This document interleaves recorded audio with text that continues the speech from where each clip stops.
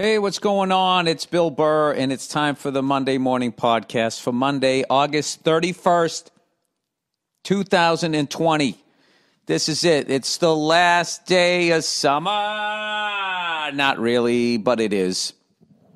I always felt that way as a kid. If it was the last day of August, September meant only two things. You had to go back to school and football came back, even though there was a little bit of exhibition football that they would show very, very little of. When I was a kid, they didn't show that bullshit. There wasn't a bunch of people playing fantasy football trying to break down who the fucking top three running backs are, who you want to add to your team. I'm actually thinking about playing it this year. I know a disturbingly few names in the NFL, where I used to know them all back in my football card collecting days. So I don't know. It's I don't know if it's because I'm old or whatever. But I keep talking about this on podcasts. The names have just gotten so fucking difficult. In hockey, I mean, you always had the French guy names, but Pierre, Jacques, Claude. It wasn't too hard. Those Russian, Finnish fucking name. Oh my God, with the four fucking consonants in a row and then the letter Y that I guess is sometimes a vowel. I've just never been able to get caught up with that. And, and then, I don't know, just black and white dudes. They got all different names for when I was a kid. White guys were Mike, John, Bill, Bob, black dudes, they were old school. Leon, Hank, simple. Mel, Miles. Now, I don't know. It's like you take 9 names, you put them all together, and then white kids are they're all named after either attitudes or obscure cities or states, or descriptions, Hunter, Dakota. I don't know. Are they really named that, Bill? I don't fucking know. Maybe it's probably because I'm just old. I have no idea. But, there was something exciting about going back to school, though, when I was a kid, because you got new clothes. I know that's probably weird to all you younger people, but when my generation, your mother shopped for clothes once a year, all right? Other than you got something on Christmas and on your birthday, but usually not clothes on your birthday.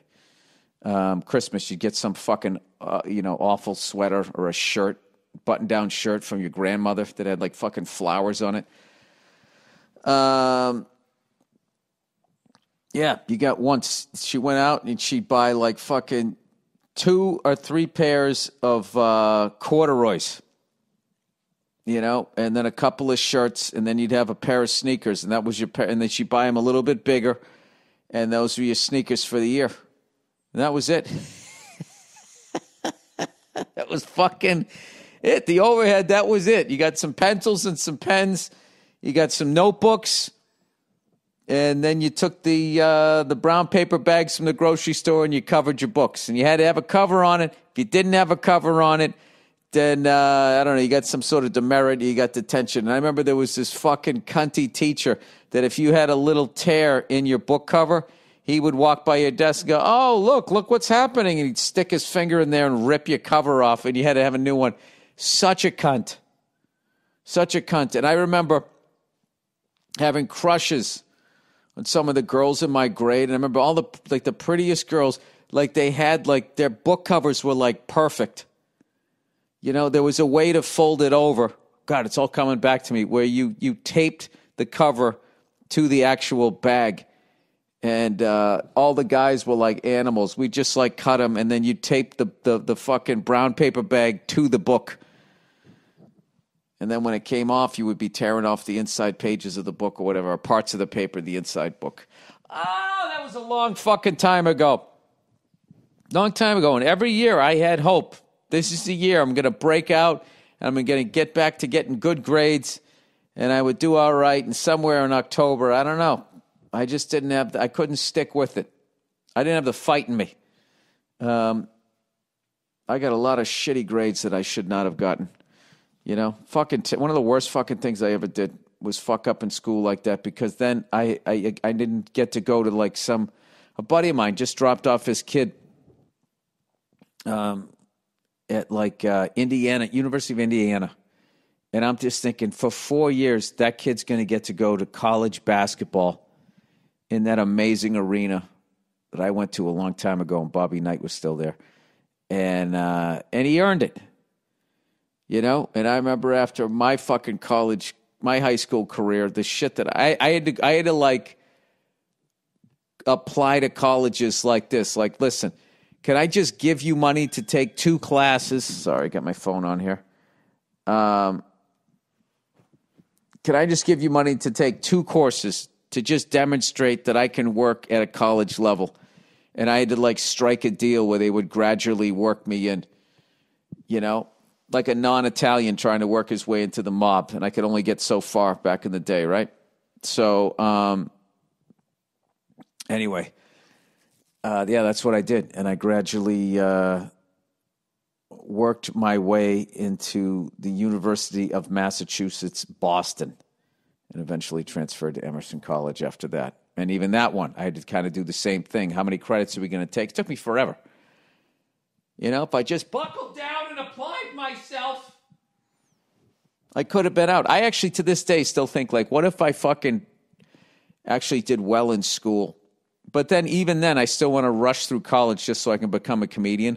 So I start thinking, well, what if I picked up a semester over the summer before I was supposed to go? And then I'd be done with my freshman year, December of the year I graduated high school. And I just keep blowing through the fucking the summers, picking up a semester each time. I'd be done in like 2.5 years or something. And then I'd finally be not only caught up, I'd be ahead, because I stayed back in first grade, and I always just felt like, my whole life, I've just felt like I've been behind.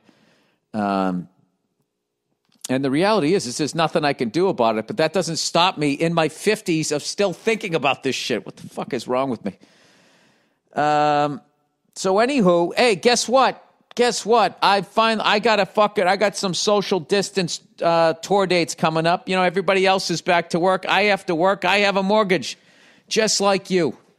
So you guys are just regular people. You put your pant legs on, you know, one leg at a time. I'm in show business.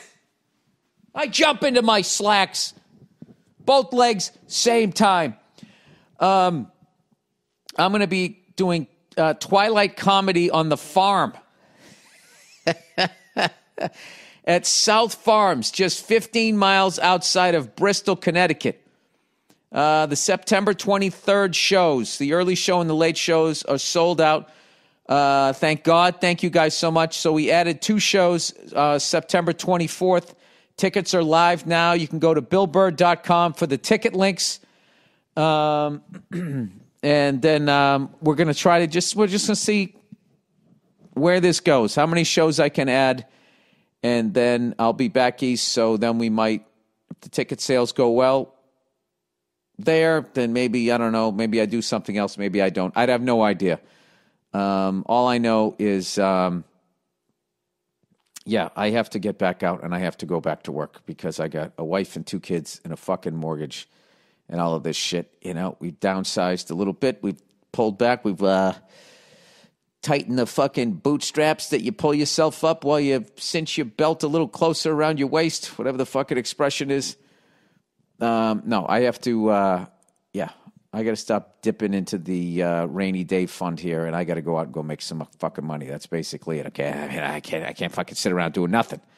All right, it really wasn't a great 5 months. It really wasn't, because there was always the frustration and the fear of the unknown. But, you know, whatever. I took off some weight. I put it back on, and I took it off. Took it back off again. All that weight that I gained when I was out in Yellow Springs, one of my new favorite parts of the fucking world. I've thought about that milkshake that I got at the Jersey Dairy Farm out there. I got to get the right name for that place. Let me see here. Is my internet working? Is the internet working? Jersey Farm, Yellow Springs, Ohio. Come on. Come on, Bessie. Come on, buddy. There we go. Oh, Young's Jersey Dairy. Homemade ice cream and family fun. It's just fucking tremendous. I'm telling you, for the rest of my stand-up career, if I'm ever in Cincinnati, if I'm ever in Dayton, I'm driving over there like a fucking crack fiend. Their ice cream, it was like heroin. It was that fucking good. Tremendous. Old Billy Sweet Tooth. So I came back. I was filled with salt and sugar. Speaking of back to school, I was eating like I was still in grade school. And like I said, I went to the local juice place. They had a really cool T-shirt. I still got it in a medium. And I put that fucker on, and I was like a fucking, you know when you cook a hot dog right before it splits? That's what the fuck I looked like in this goddamn thing. One of those things, if I reach forward, like this separation between my lower back where the shirt is and my pants was like at least almost, it was probably a full foot. And that's all because, it's all in my arms and my fucking man tits and all of that shit. So I've eaten like a saint since I got back. And now, like I said, if I eat bad for 7 days, I need to be a saint for 18 days. That's kind of how it works. It's almost a 3-to-1 ratio. Good to bad, bad to good, however that fucking works out. So I've just been eating perfectly. And, occasionally, like once a week, you're supposed to have like a high-calorie day just so your metabolism doesn't get used to eating perfect, because that's the worst, because then you're eating perfect and you're not seeing the results. So last night I had a little steak dinner with corn on the cob, my favorite. I only eat corn on the cob in August. That's it. Back in the day, that's when my mother would go out and get it. My mother, she was like, it's fresh. They got corn in the cab, right? The rest of the year it was frozen corn, which absolutely sucked. And I've had an ongoing debate with my great friend Paul Verzi, where he has two things that he says no use for in his diet. It's corn and peas. And I just, he's Sicilian and Greek, and I'm basically German-Irish with some Scottish in me. So, there's in my world, there's nothing better than mashed potatoes with some peas. Even better if you put them in one of those fucking little pies there, and they're both mixed in together. I love peas, and I also I love corn, but it's got to be corn on the cob. That fucking frozen corn where they had like back in the day where they had like the butter inside of it too, was just there's something wrong about that. Like you just didn't feel right after you ate it. But I know there's going to be a lot of people going like, how Paul is right about corn is because you shit it out and it still looks like corn. Your body has no use for it, has not used it at all. Although I saw this documentary on food one time, and it said that basically everything was made out of corn. So I don't know what to tell you. Oh, man, I went down a fucking amazing rabbit hole last night. I just, from watching that, it's fucking hilarious. Whatever the hell that guy's name was, that fucking documentary, I was making fun of that music producer who's like if Ron Burgundy was a real person. David Foster. So it got me back into early Chicago, which is something that I always wanted to kind of get into. I just never got around to it because I was too busy into my metal, man. And, Nia loves that. It's funny. Nia is into all of that early 70s. Like, she likes the band America. She likes Chicago. She's really into that. She has like these different eras of music that she's like totally into. Like I know she's into like I don't know if it's like R&B or whatever, something from the early 90s. She absolutely loves it. So I started watching this documentary that Terry Kath's daughter made. And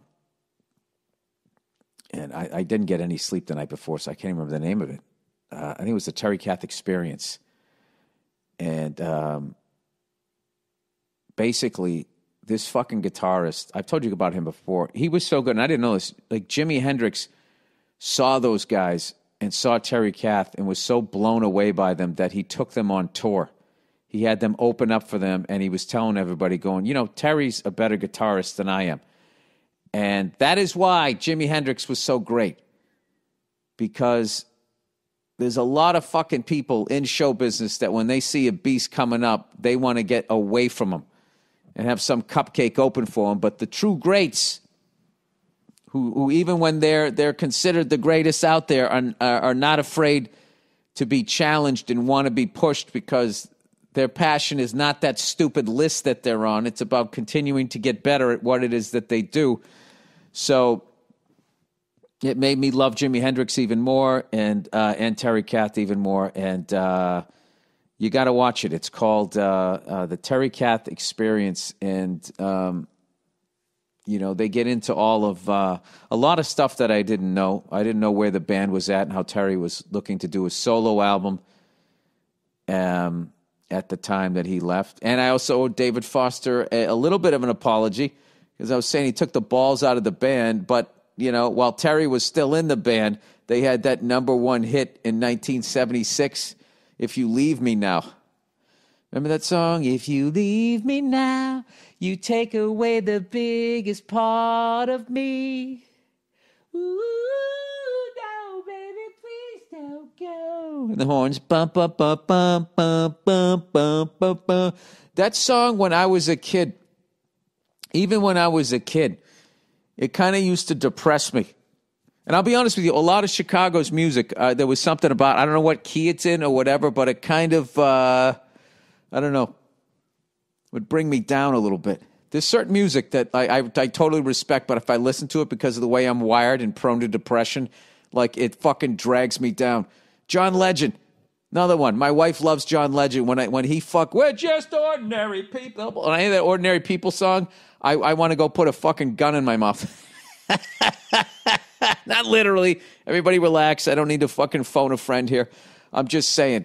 There's something about that, like, I don't know what it is about the song. I can't even name any more lyrics after that. I like fight it in my head. You're not ordinary people. You're special. You just haven't found your thing yet. Yeah, but now I think that I'm older, more mature, and more fucking chilled out, and I have a better feeling about myself. Now I go back and I listen to that early Chicago, including that song that they won their first Grammy on, Baby Please Don't Go, and I absolutely love it. And am fascinated with the band, especially the drummer. I listen, Danny Serafin, I think his name is. The size of his bass drum, because it looks like he's only playing like a 20-inch bass drum. And you got that horn section. You got Terry. You got Peter Cetera. You got all of these monsters on stage that are killing it. And you would think that he would need at least a 22. I was kind of surprised, but yet not surprised, because all of those guys who were such great drummers back then, they all kind of grew up listening to jazz, because that was more like mainstream, I think. So they all kind of had that swing pulse in their playing, and that's why I just think the drummers back then were a lot of it was a lot more interesting. As far as like the white drummers, I feel. Because they did listen to jazz, they had more of a swing in what they were playing, where the white drummers that came after that kind of started with this real heavy Sabbath, Zeppelin, and all of that, and they kind of missed out on the swing music. And if you just sort of started with that, I don't know, I have this weird theory about white people clapping on the downbeat, because if you watch some old jazz shit in old jazz clubs or whatever, maybe Dave Brubeck, where it's like a really white crowd, you see them clapping on 2 and 4. And then somewhere when rock music got really fucking heavy, because even rock and roll still kind of had that swing pulse to it, but when you get into the 60s, where, Zeppelin, The Who, Black Sabbath, and music started getting like really heavy, all of a sudden there was the clapping on either 1 and 3 or on all 4 beats. Because I think it was just, I don't know, it was just the phrasing of it, I think, just doesn't take much to throw us off, but I don't think we've ever recovered. Speaking of not recovering, let's go through the NHL playoffs. My beloved Boston Bruins are down 3-1 to the Tampa Bay Lightning. Is there anything worse than losing to a fucking team that's named after a goddamn weather report? You know, we're just all out of animals, all out of ferocious things to name teams after, and then you just got to be like the Hurricanes, the Lightning, the I don't even know what the fuck else could you be named after? What the fuck do they call that?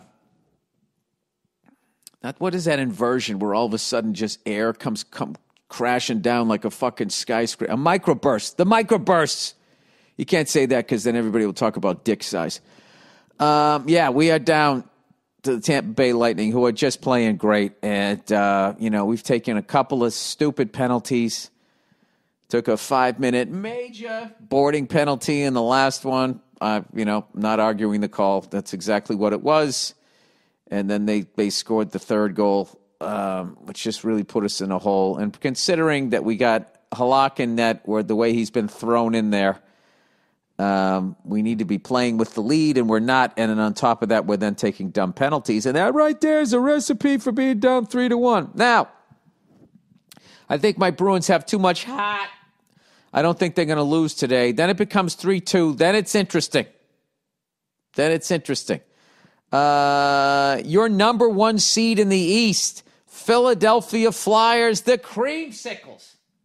Kind of saw this one coming. Down 3-1 to the very quiet and dangerous New York Islanders. Vancouver Canucks down 3-1 to the fucking the Vegas Knights, who are looking strong as shit, and then the Colorado Avalanche, who I believe they lost their goaltender for the series, at least for a couple of games. He split his fucking taint in the first game, or his nutsack. Something happened. They're down 3-1 to the Dallas Stars. So I was talking to a buddy of mine. He said before this round, he goes, it's going to be Tampa versus Vancouver. I'm sorry, Tampa versus Vegas in the finals. That was his prediction. And my prediction, of course, was the Bruins versus Vegas, and the Bruins win a cup. I mean, I thought that was a lock. I'm kidding.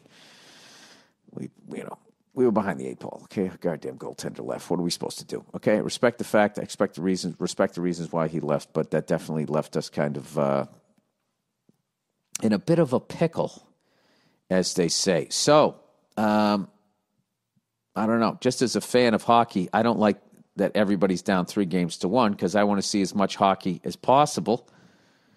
Although when this thing ends, don't they just start right back up again in October? Kidding.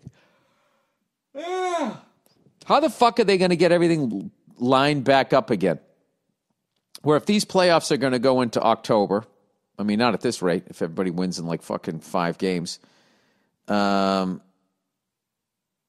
question then is if you delay the start of do you play a shortened season, or do you, I don't know, just fix it over 2 seasons? I have no idea. The only thing I know is that it's the NHL, so God knows they're going to do something fucking weird that makes no sense, which is why I love and also get super frustrated with the NHL. Lewis Hamilton wins again in Belgium. It's funny, the F1, it's just the same fucking shit every week, but it's still exciting to watch. But it's just Lewis Hamilton wins pole, gets out of the first turn in first place, and the fucking race is over. The most excitement of this past race was watching Daniel Ricciardo. He had a great race. Just a great driver, and I just wish he was on a better team. There's just every race, though. It just seems to be, Lewis, and then it's either Max Verstappen or fucking Bottas. And then maybe Vettel. Every race, it just seems to be the same fucking thing. They got to do something. I don't know what they have to do.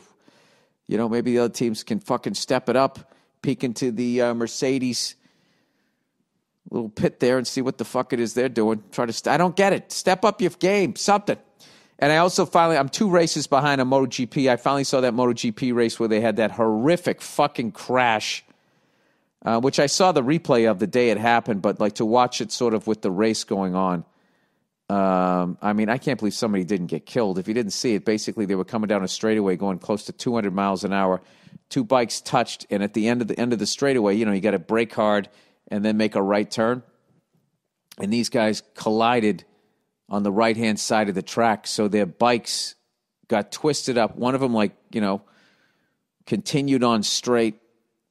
They both did. The wreckage of one, the other continued on straight and hit one of those air walls. But the other one, which still had, I believe the engine in it, the wheels were gone, was going end over end as these guys were making a right turn. And it was looking like it was going to just, broadside somebody on a bike, and the bike had to be still going over 100 miles an hour, just going end over end, and it literally threaded the needle between Valentino Rossi in front of his bike, and I forget who else was there. I forget. It was Zarco who was on one of the bikes. I forget if it was Vinales. I don't know who the hell it was, but literally the shot that they have, the onboard camera of Valentino Rossi, he's looking his way through the turn, and then just all of a sudden, right in front of him, this fucking motorcycle cartwheels, nobody on it, parts just hanging off of it, and you see him whoa, what the fuck? And then he just rolls back on the throttle like a fucking lunatic, because I would be just pulled over. I don't want to do this anymore. And they actually had to stop the race. And these guys went into the pits, which was probably worse because then they had to really sit there and think about it. I would just go into the mindset of all right, well, what's the odds of that happening again in this race? That's the only place you could go. And there was one of the guys on the KTM bikes. I forget the name of the guy. He was all fucking pissed because he was leading the race and was looking like he was going to win it. And then he went out there, and I thought he went into a real Bill Burr mindset where he was fucking pissed. And he let his emotions get the best of him. And he ended up crashing because he was so trying to get back.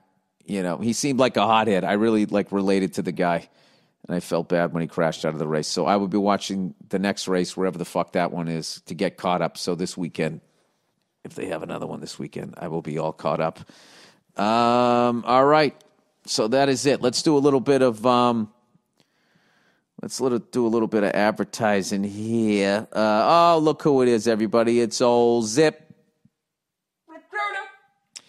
Talk about how challenging hiring can be for business owners. It can be. It's always was difficult, but now somebody could have the COVID or some shit. How the hell do you even meet people nowadays? They got to be 6 feet away. Your desk is only 3 feet wide or some shit, right? Sitting there shouting questions at them. I don't know.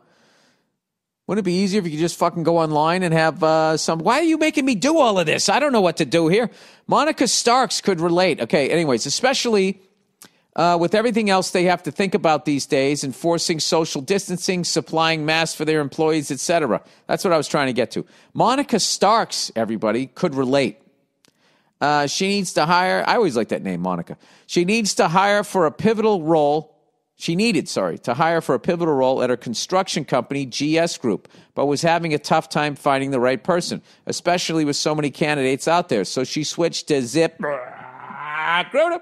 ZipRecruiter doesn't depend on candidates finding you. It finds them for you. It goes on the offensive.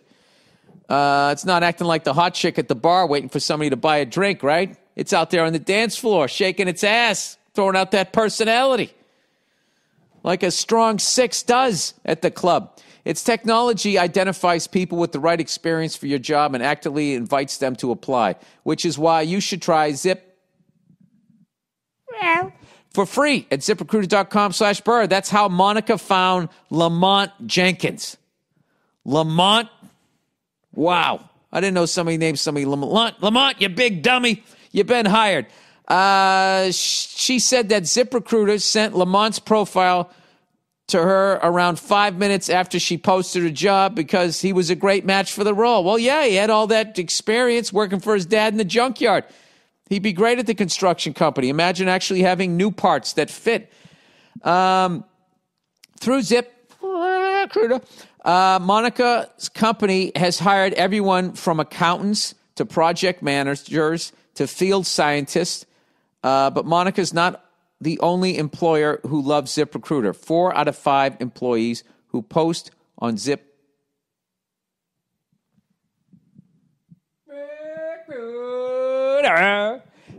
get a quality candidate within the first day. See for yourself how ZipRecruiter makes hiring faster and easier. Try it now for free. That's right, free at ZipRecruiter.com/Burr. That's ZipRecruiter.com/Burr. Spell it out, ZIP. RECRUITER.com/Burr. All right. Oh, look who's here, everybody. Butcher Box. Oh, I love these people. I love these. What a perfect company, a perfect way to bring quality meats to people during a pandemic, okay? If you don't want to go down the goddamn grocery store and deal with all of that shit with the masks, you can just stay at home. You know, when it comes to meat, quality matters. But there's more to it than texture and taste. Luckily, there's Butcher Box. Butcher Box believes everyone deserves high-quality, humanely sourced meat. Never be without something to cook for dinner because there's always meat in the freezer. One less trip to the grocery store and a better, more affordable selection, too. Yeah, plus if you just order from Butcher Box when you do go to the grocery store, all you got to do is go into the fruits and veggies section. Bing, bang, boom, you got all your sides, you're ready to go. A little bit of fucking eggs, butter, and milk, you're out the door. Talk about your experience with Butcher Box. Well, they just bring it right to me, and I cook it up, and their pork chop, the heritage breed pork, is my favorite pork chop I've ever made at home. It's absolutely delicious. Each box has 9 to 11 pounds of meat, enough for 24 individual meals, or 7 if you ate the way I did in Yellow Springs. Packed fresh and shipped frozen and vacuum sealed so it stays that way. I can customize my box or go with one of theirs. Either way, I get exactly what I want. Options like 100% grass-fed and fresh and finished beef, free-range organic chicken, heritage pork, my favorite, wild-caught Alaskan. You don't know what they're going to do. That crazy salmon. Lifting their scales up, showing their titties, and sugar nitrate-free bacon. Butcher Box is the most affordable and convenient way to get healthy, humanely raised meat before they kill it. With Butcher Box, you get the highest quality meat for around just $6 a meal.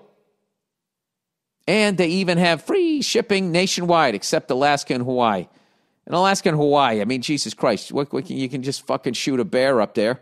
Hawaii, you can climb a coconut tree, make yourself a fucking little drink. Oh, God, do I miss Hawaii. I got to do a gig out there again.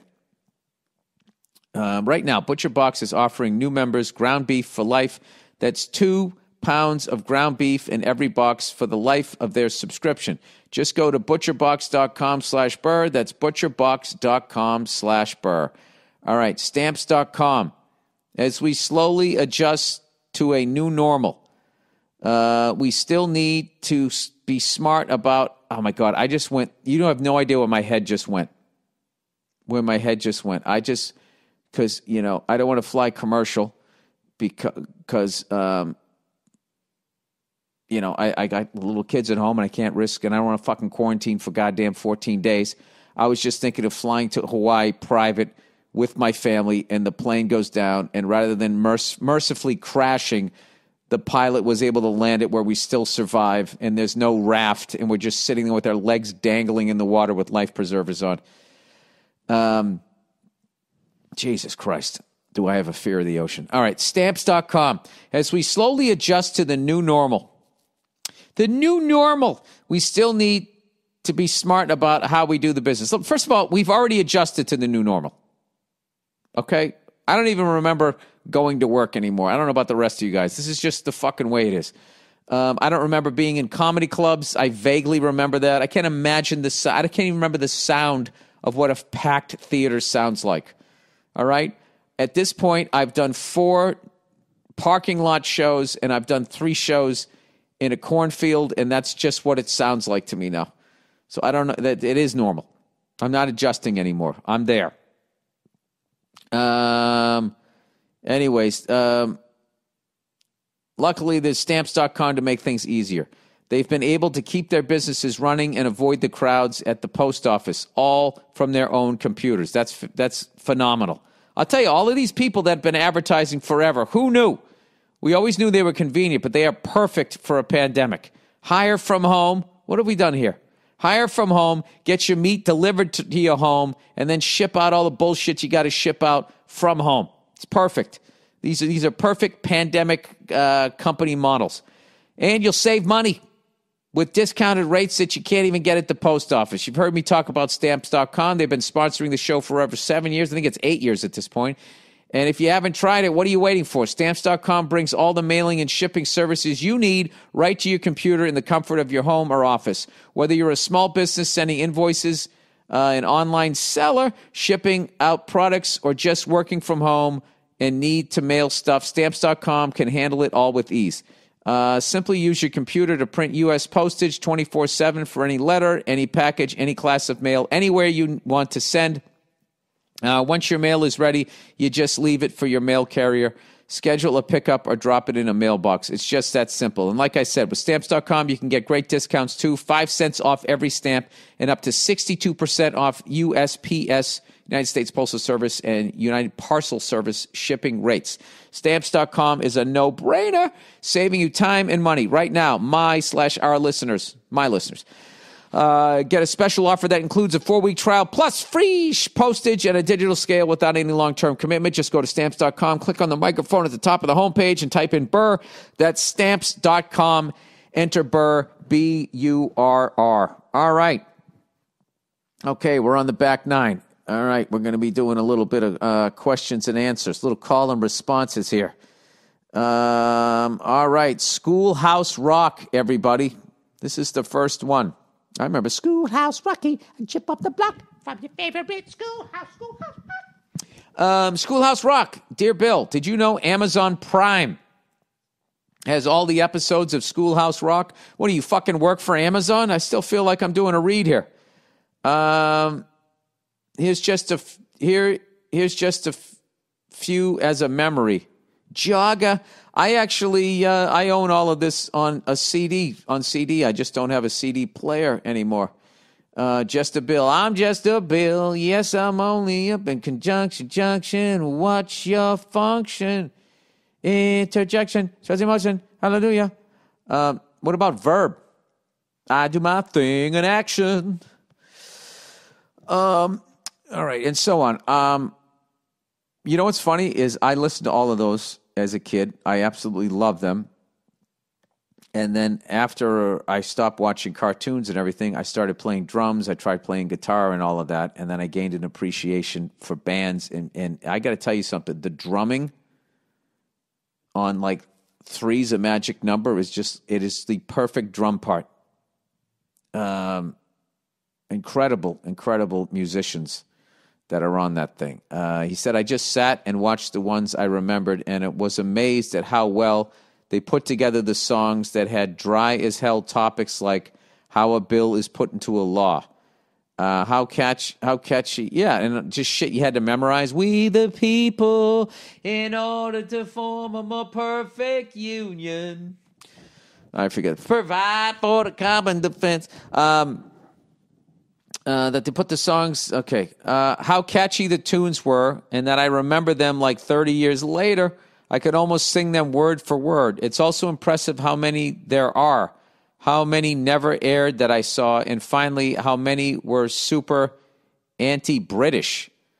Thanks for your time, and go fuck yourself. Anti-British? I don't know. Well, maybe because that was put up around our bicentennial. So we were reliving some of that bullshit back then. By the way, the British kicked our fucking ass in the War of 1812. They went to our country's capital, they had dinner in the White House, and then burned the fucker down. Which, by the way, I got to tell you something. For all this shit the United States of America gets for what we did for Native Americans and slavery and all of that shit, which, you know, admittedly, I mean, you can't even, it is what it is. It's fucking horrible. The shit that England did in India is just, I mean, there's just, I mean, this is what it's like to be white. Well, our evil was really evil, but your evil was extra evil. And what kills me is that they're out from underneath the power of the oppression of England, yet they kept the caste system. Like, why would you do that? Is it because there's so many people from India? Write in, man. What do you think about that shit? There shouldn't be somebody born into poverty and they have no hope of ever getting out of it. The same way if you're born into riches and you can't fucking lose it all by being a fucking idiot, right?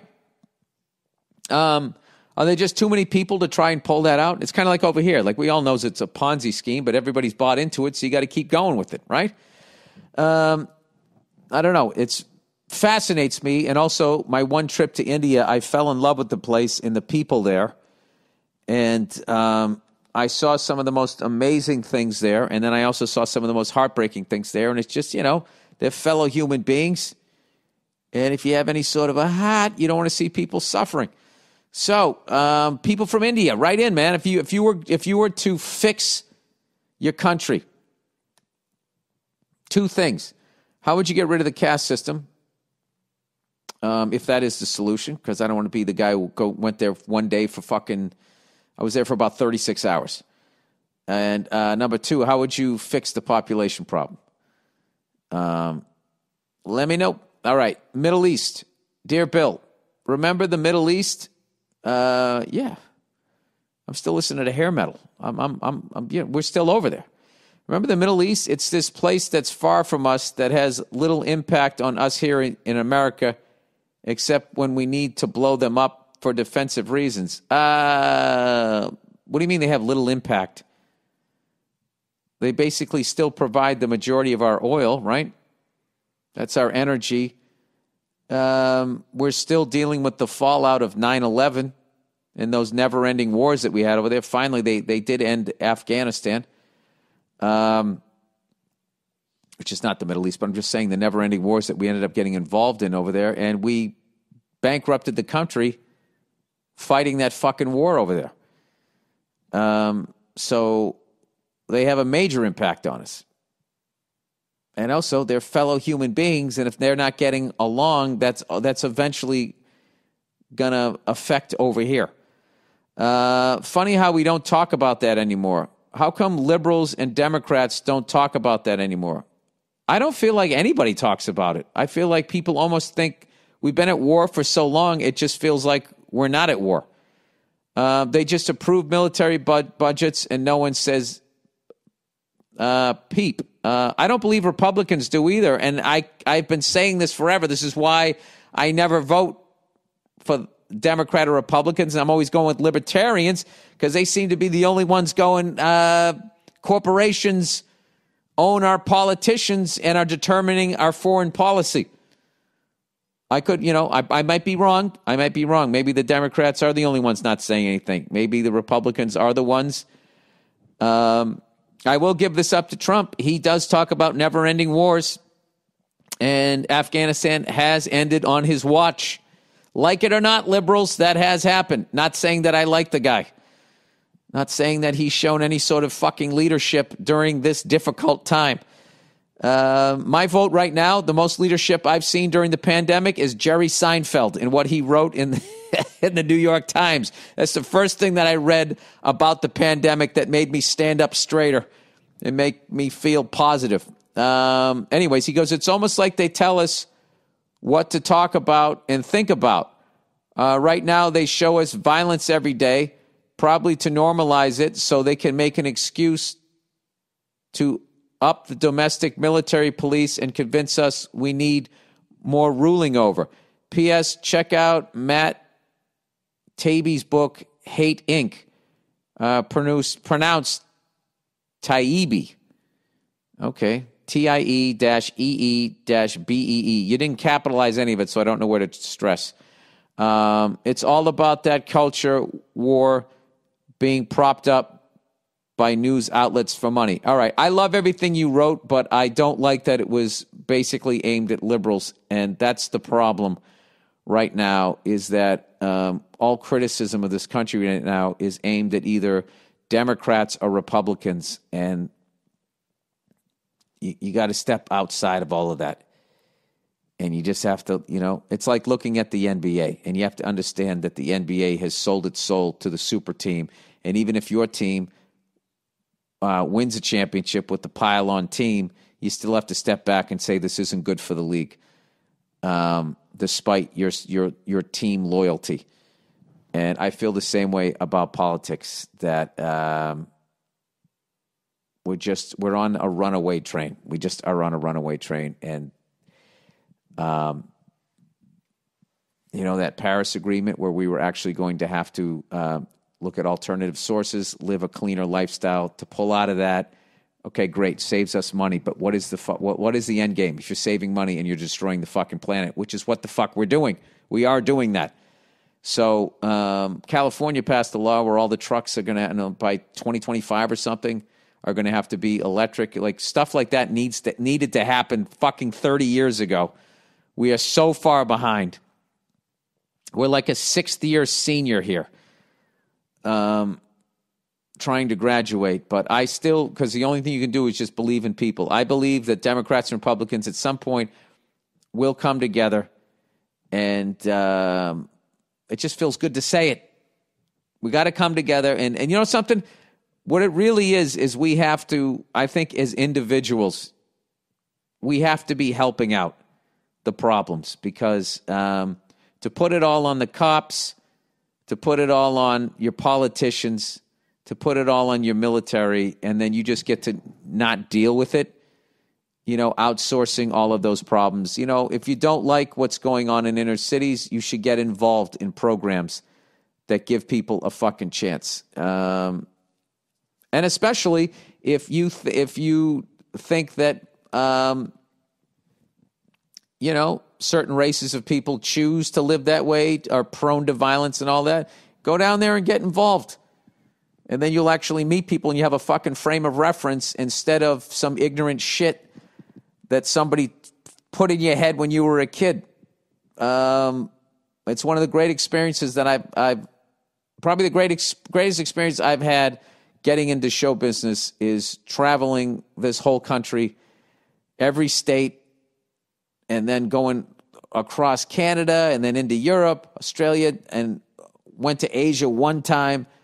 And just that trip to Asia that one time, what that did for my perspective on people and everything in a very positive way, it helps you to sift through all of this fucking evil shit that they're spewing out, trying to make us hate each other. So, I don't know. And hating people, it's a lot of energy. It's a lot of fucking energy. There's no reason. We're acting like a bunch of goddamn kids here. We literally live, if you see nature not fucked with, we live in Eden, and we've fucked it all up. So it would be great. Can you imagine if we actually turned this bus around and we fixed it? I mean, it won't happen in my lifetime, but just to see the bus turn around. And you could go back to like being able to drink out of a river. The fact that we just accept the fact that our rivers and everything are all polluted by these fucking goddamn companies. And I always stay open-minded. Like, how do you keep 7 billion people alive? Maybe that, that you need man-made salmon. I'm coming around to that shit, And you see some of these chefs, they can take a foam and you drink it and you feel you just had a steak and cheese sandwich. I don't mind eating like an astronaut in the future. I would just like, clean air and all that stuff for kids because, we're sitting here selfishly doing all of this shit and we're fucking it up for future generations. All right, I'm done. I'm off my fucking stump there.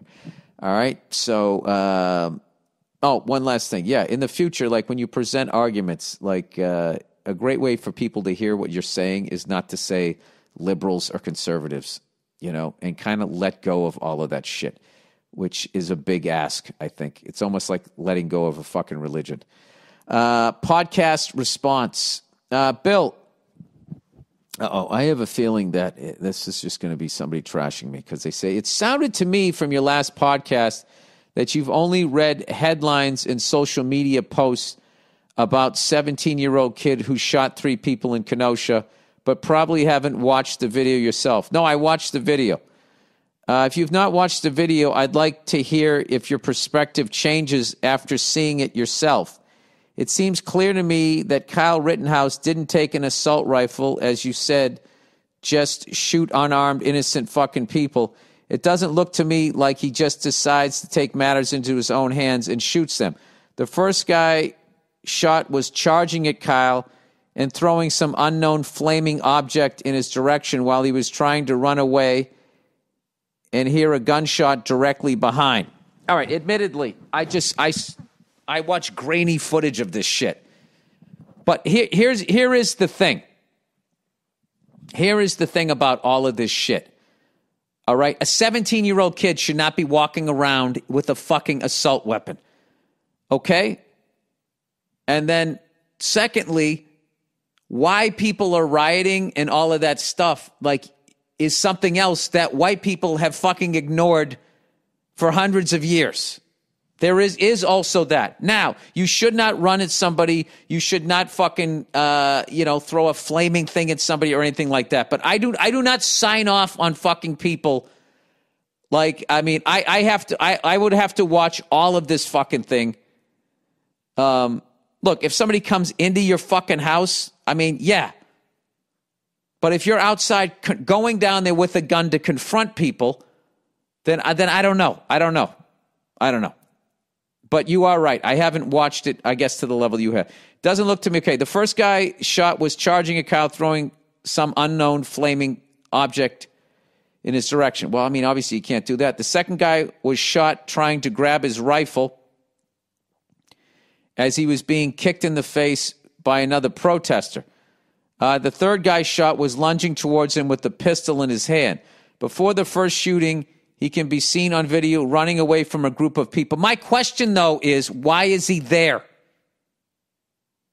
Okay, the cops can go down there and handle this shit.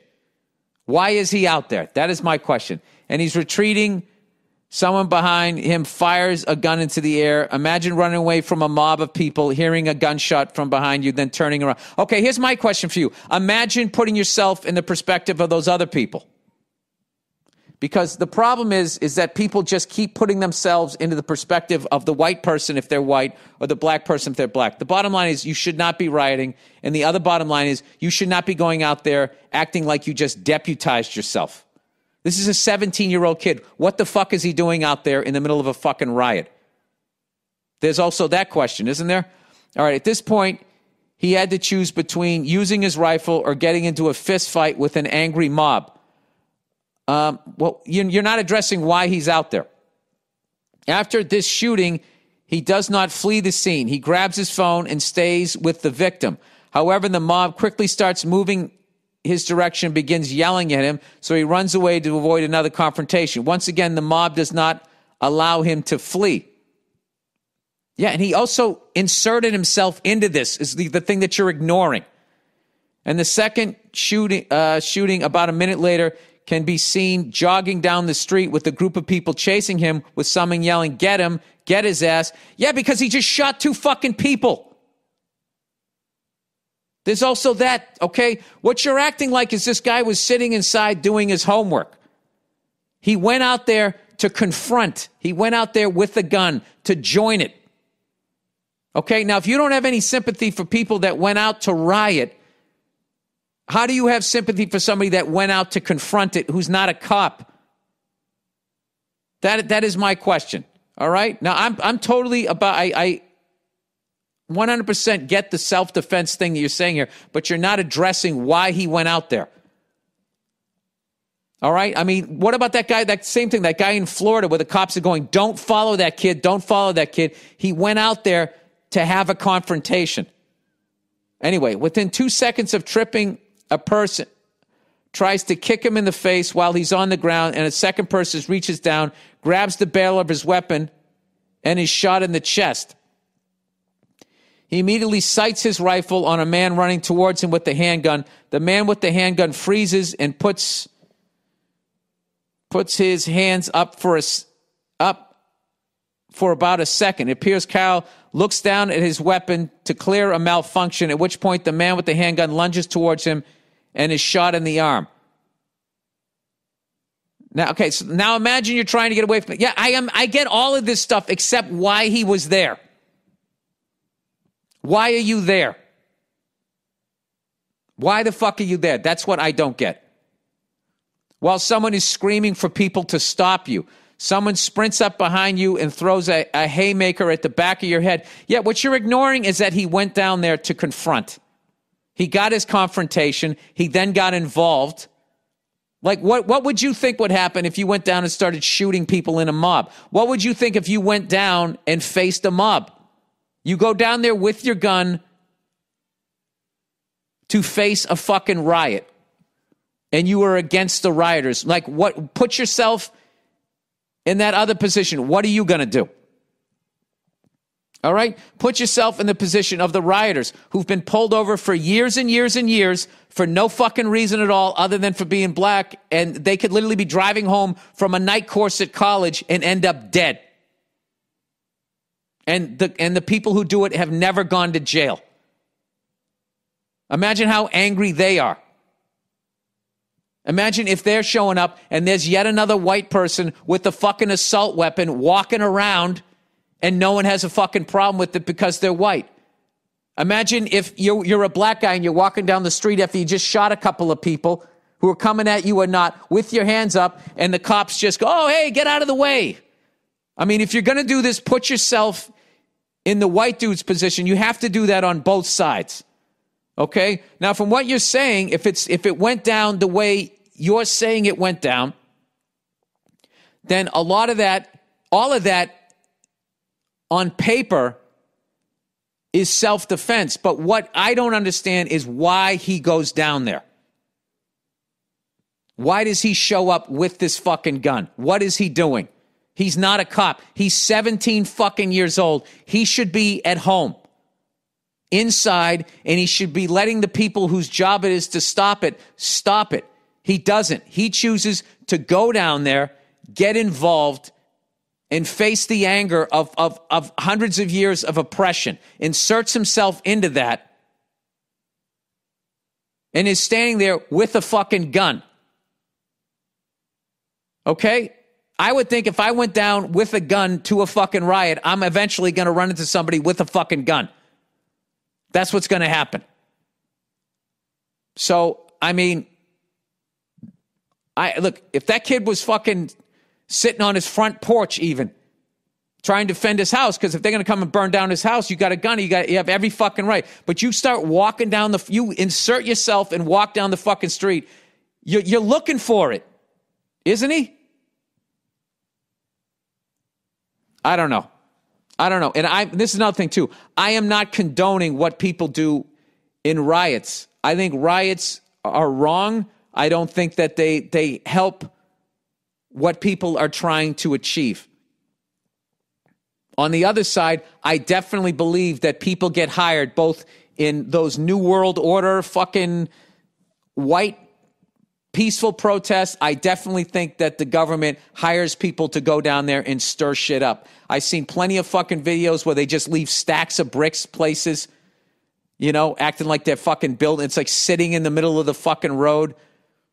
There's all kinds of variables here. So here's the thing, sir. Like, I have no problem with gun owners. I have no problem with self-defense. I do have a fucking problem when you're a 17-year-old kid and you decide to just go down there the same way that fucking asshole down in Florida murdered that kid. He went down, he was looking for a confrontation, he got one, and then people died. I don't know. But having said that, I'm sure your version of what happened is what's going to happen because this kid's white and he will get off. I think that that's what's going to happen, and that's not going to help things. I don't know. That's just how I look at it. All right. And in defense of what you're saying, I haven't watched it to the level that you have watched it, But I'm not going to watch this video. When I do watch it, I'm not going to watch it like this kid didn't have an option to not fucking be there. All right? I don't know. Let me see something here before I make a total ass of myself. Where did this kid live? Where does Kyle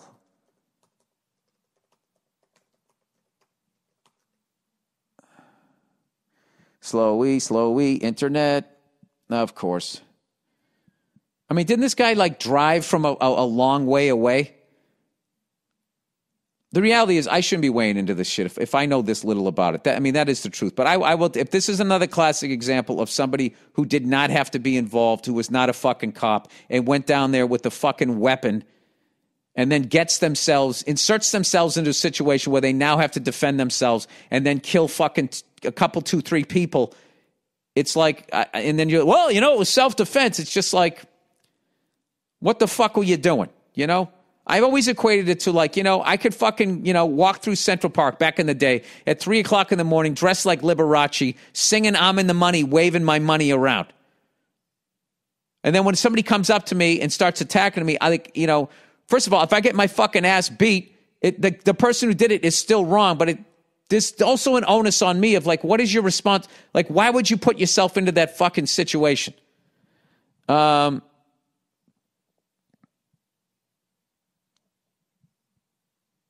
All right. I mean, I don't have time to read all of this. All right. 17-year-old shadowed local law enforcement as a cadet and filled his social media feed posts declaring that Blue Lives Matter. I mean, here's all kinds of shit here that you are fucking ignore. You're ignoring all of this type of shit. You're ignoring fucking racism. You're ignoring media hysteria. And what you're doing is you're going to just take this case and you're gonna fucking act like history and there's nothing up in front of it, and you're just gonna press play when these rioters are coming at him and be like, boom, self-defense. And you're gonna ignore all of that. And dude, I just can't sign off on that. All right? I can't sign off on that. I can sign off on if this kid stayed home and some fucking lunatic rioters start coming up his fucking driveway, then all day long, that's self-defense. But when you fucking go out of your way to go down there and get into it with people, and then he checks the victim's okay, and he put his fucking hands up. Oh, what a fucking Boy Scout. I mean, I can't sign off on that. I can't. All right. I mean, I easily in this state that I live in could buy a gun for fucking self-defense. And when the riots were going on here, I easily could have gone down to where they were going on, and I could have stood there with a fucking gun and been yet another white guy in front of black people with a fucking gun, not on their side. And I could have gone down there and I could have got into it. And then when they came at me, I guess I could have shot them. I would have been in trouble because I wouldn't have had a license to carry, I guess. But you could have watched that video and been like, Bill was just defending himself. It's like, Bill didn't need to be there. I didn't need to fucking be there. So, I don't know.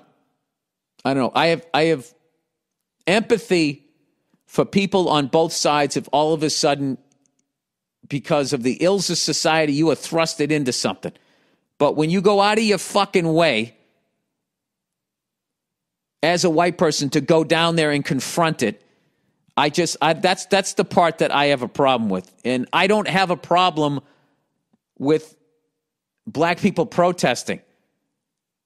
I hate to see the riots because I think it works against them. But, who am I as a fucking hothead who can't even go through airport security without losing his shit to sit there and judge somebody that expresses their frustration of oppression that way?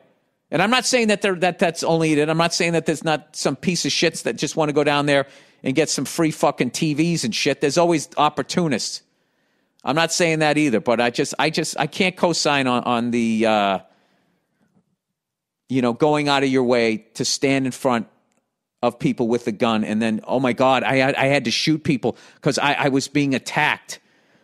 I don't know. I mean, that's like the fucking chick walking around with the tits hanging out and then says, "What are you looking at?" I'm looking at your tits. They're hanging out of your shirt. I don't know. All right, Grandpa help. That's going to start a big debate. But you know something? I do respect your opinion. And, and you watched way more of it than I did. I'll just be honest with you. The reason why I don't watch as much of it is because I just find it so depressing to watch white people and black people acting that way. Because someone who came from an extremely white background, the life that I have lived, and now seeing way more of it than I did when I was a kid, you just really see that there's no reason for any of this. So it becomes overwhelmingly depressing to see two people that should have been hanging out, having a great time in an unpolluted world are then shooting at each other. And then people just literally pick teams due to skin color or political ideologies and all of that. And I don't know. I find the whole fucking thing overwhelmingly depressing. And yeah, that's it. And I don't want to watch this shit. I don't want to watch Fox News and watch them fucking race baiting. I don't want to watch CNN and watch these fucking assholes deliberately putting out misinformation to hurt the standing president because all they want is their corporate cunt to get in there. It's all just, the whole fucking thing is depressing, overwhelmingly depressing. But all right, that's it. Okay, Grandpa help. Hey, Billy Buttlicker. 33-year-old lady here. I was wondering if you could give me some advice on how to have a better relationship with my grandpa. I love him, of course, but he's the quiet, stoic type that occasionally adds a hilarious one-liner to the conversation that goes back to watching whatever Western movie is on TV. We only see each other on holidays and other families' get-togethers. We might have more in common than I realize. We just never had many one-on-one conversations. I want to know him better, but I don't know where to start. I've known him my whole life and want to get closer to him. My grandpa died a few years ago. My grandma died a few years ago, and we were both devastated. Now he's very lonely during the quarantine, and I want to be able to call and chat, but I don't know what to say. Thanks for any advice you can give, and of course, go fuck yourself. I just bring some food over to him. Just call him up one day, ask him if he wants to have lunch. Then bring over his favorite sandwich, and you guys sit there. And you could start by saying, talk about, the fucking pandemic and ask him what's the closest thing he ever went through in his life that was like this. And then that'll get him talking about the old days. When he talks about the old days, you can ask him more questions that can lead into what was your first car. You can get to know him better. And then you can talk about yourself. Like I've always found that with older people, is you just take an interest in what their life was and what they went through. And then you try to relate it to what you're going through. You ask him for advice and shit.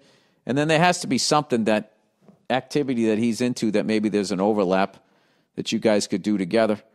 And maybe it is just having lunch with them. Just start, afterwards, say, I enjoyed this. Maybe it would be cool if I come by every Tuesday or whatever day it is to have lunch with you, and just start doing that. And maybe next day you're coming over a couple times a week.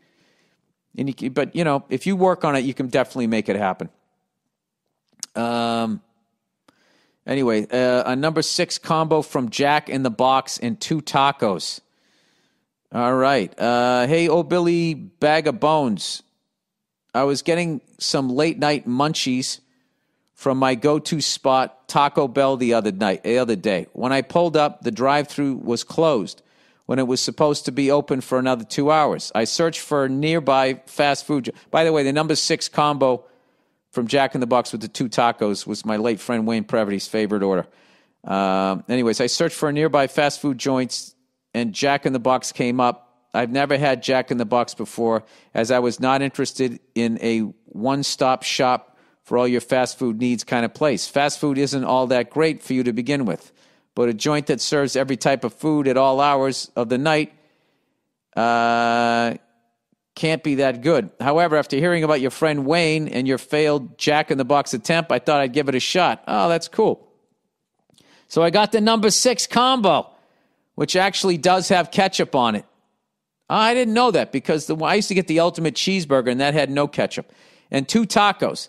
The tacos were shit. I knew it! Unfortunately, but for Wayne, I enjoyed them. That cheeseburger, though, was actually pretty fucking good.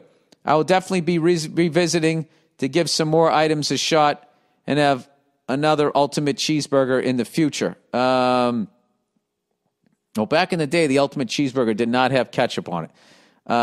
Thanks for all the laughs and best wishes for the future. P.S. I watched the documentary Tread, and it was fucking hilarious. Dude, don't go to the fucking Jack in the Box. Don't start eating at those goddamn places. That's why I'm losing friends.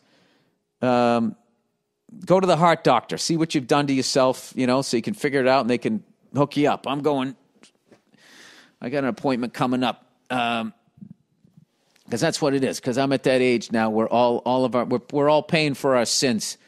So everybody, I got friends now calling me up. Doc says I can't drink anymore. Doc says I can't smoke anymore. It's just, it's a wrap. So, like I've said, I've told you guys, save up some fun days. And by the way, for everybody who's really going to react, because I know it was a really hot button fucking issue there, that thing that I read, okay? And about that kid, because that's the other thing too, is you're watching a kid who just threw his fucking life away. If it goes down where he gets convicted. If you want to be like this guy who wrote in, I really appreciated the tone of this. If you want to come at me like a fucking adult, but if you're going to come, hey, libtard and race traitor and all of that stupid shit, the same way I can't listen to fucking woke signalers, however the fuck you say that. All I want on this podcast, I don't give a fuck if you don't agree with me. I respect your opinion, and I know that I could be 100% wrong on that Kyle Rittenhouse thing, okay? That's just my feeling on it, and I'm entitled to it. You don't have to name call. I'm not going to do that because I just don't want to do that shit anymore. I need to talk to adults, all right? That is all. That is the podcast. Go fuck yourselves, and I will check in on you on Thursday. See ya.